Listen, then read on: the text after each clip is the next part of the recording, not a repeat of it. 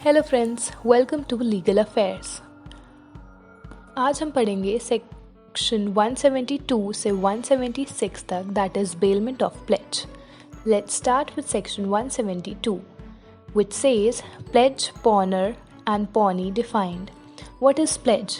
Pledge वो होता है कि जब एक पार्टी ने दूसरी पार्टी को कुछ गुड्स दिए हैं, कोई डेट या कोई ड्यूटी परफॉर्म करने के लिए, और जब तक वो डेट या ड्यूटी परफॉर्म नहीं हो जाती तब तक वो गुड्स नहीं वापस किए जाएंगे। इसको हम बोलते हैं प्लेज। और यहाँ बेलर को हम बोलते हैं पॉनर और बेली को बोलते हैं पॉनी।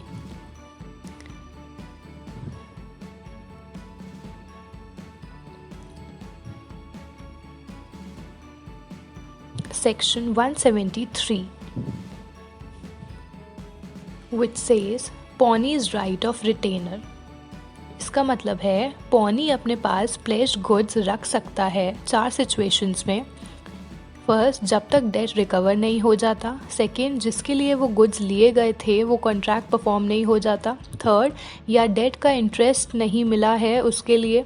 और फोर्थ, वो सारे नेसेसरी एक्सपेंसेस जो उसने पे किए हैं उन गुड्स को बचा कर रखने के लिए सेफली, वो उसे वापस नहीं मिल जाते तब तक।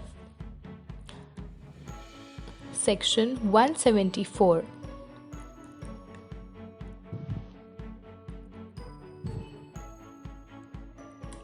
Pawnee not to retain for debt or promise other than that for which goods pledged. Presumption in case of subsequent advances. इसका मतलब है पॉनी को अगर कुछ गुड्स किसी पर्टिकुलर पर्पस के लिए दी गई हैं और अगर कॉन्ट्रैक्ट में कॉन्ट्ररी इंटेंशन नहीं पता चलती है, तो जिस पर्पस के लिए कॉन्ट्रैक्ट में मेंशन था कि इस पर्टिकुलर पर्पस के लिए जो गुड्स हैं वो रिटेन करेगा पॉनी, तो वो सिर्फ उसके लिए ही रिटेन कर सकता है। बट अगर कॉन्ट्रैक्ट में नहीं है तो पॉनी उन गुड्स को रिटेन अपने पास रख सकता है।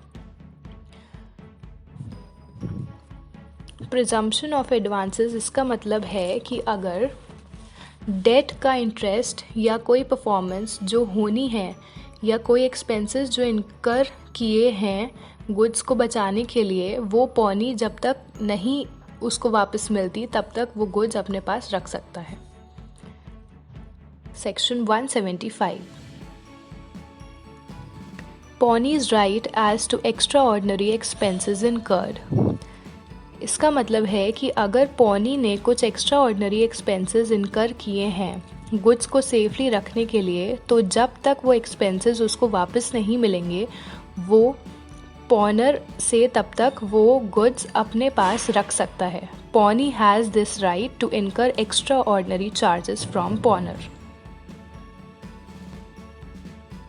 176 pawnee's right where pawnor make default, which means कि पॉनर ने डिफ़ॉल्ट किया है पेमेंट ऑफ डेट या परफॉर्मेंस या कोई प्रॉमिस जो उसने किया था प्लेज्ड गुड्स की रिस्पेक्ट में, जिसके वजह से पॉनी केस फाइल कर सकती है अगेंस्ट पॉनर और उसके प्लेज्ड गुड्स को एज अ कोलेटरल सिक्योरिटी अपने पास रख सकती है, या उसको बेच भी सकती है प्लेज्ड गुड्स को एक रीज़नेबल नोटिस ऑफ सेल भेजकर।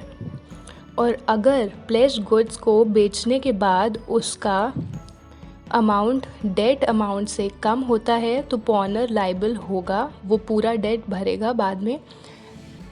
और अगर अमाउंट डेट अमाउंट से ज़्यादा आता है तो पॉनर को वो पॉनी को वापस करना पड़ेगा। Thank you guys.